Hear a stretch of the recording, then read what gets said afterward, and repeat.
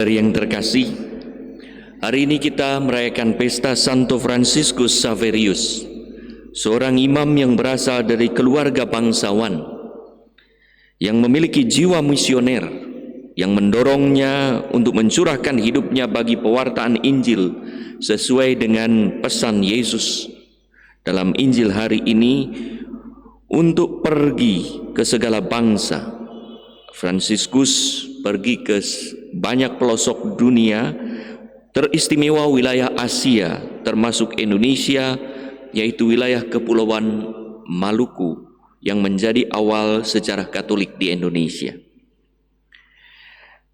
Ia diyakini sebagai misionaris yang mengkristenkan lebih banyak orang dibandingkan dengan siapapun setelah Santo Paulus.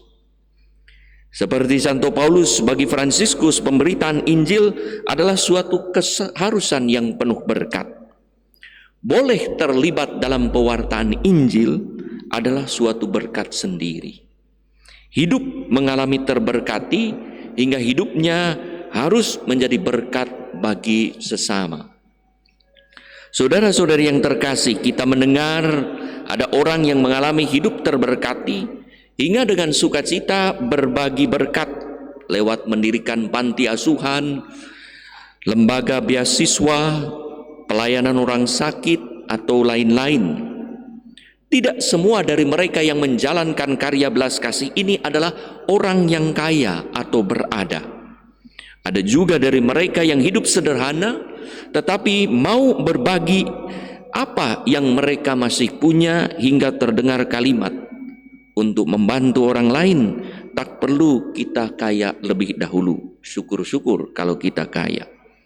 Yang penting bagaimana hati kita kaya hingga kita mengalami hidup terberkati, tercukupi oleh Allah, hingga kita dengan sukacita mau berbagi berkat pada sesama.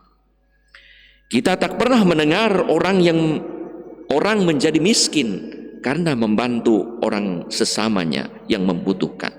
Sebaliknya kita mendengar bagaimana orang makin sejahtera setelah berbagi dengan mereka yang membutuhkan, karena percaya kepada Tuhan hingga tak khawatir apa yang akan dimakan dan apa yang akan dipakai, sebagaimana Yesus sabdakan di dalam Matius 6. Yang penting adalah bagaimana kita mau keluar dari diri sendiri dan pergi memberikan hati pada mereka yang memerlukan berkat Tuhan, sebagaimana Allah telah memberikan hatinya, dirinya, hidupnya untuk kita. Itulah yang menjadi pesan Yesus pada para murid untuk pergi membagikan berkat. Setelah Yesus naik ke surga, pergilah para muridnya memberitakan Injil ke segala penjuru dunia, dan Tuhan turut bekerja meneguhkan firman itu dengan tanda-tanda yang menyertai. Apa itu?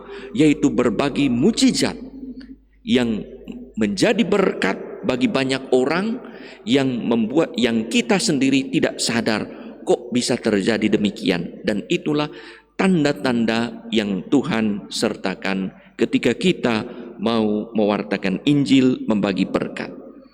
Para murid diutus keluar dari daerahnya, yaitu keluar dari dirinya sendiri, untuk pergi ke penjuru dunia, untuk pergi ke segala pelosok hati. Saudara-saudari yang terkasih, itulah kiranya juga yang sering disampaikan Paus Fransiskus, agar kita berani beranjak dan pergi keluar membawa berkat pada mereka yang berada di daerah pinggiran, entah pinggiran secara geografis, daerah terpencil, ataupun secara sosiologis, masyarakat yang tidak terpandang, ataupun secara ekonomis, orang yang sangat membutuhkan bantuan kaum papa, maupun secara psikologis sedang mengalami ketertekanan atau pengalaman mengalami keterpurukan. Orang rela pergi ke pinggiran berbagi berkat kalau ia mengalami hidup terberkati, yaitu tercukupi oleh Allah. Orang yang mengalami hidup terberkati, orang itu akan senantiasa mengalami saya tercukupi dan terpenuhi oleh Allah.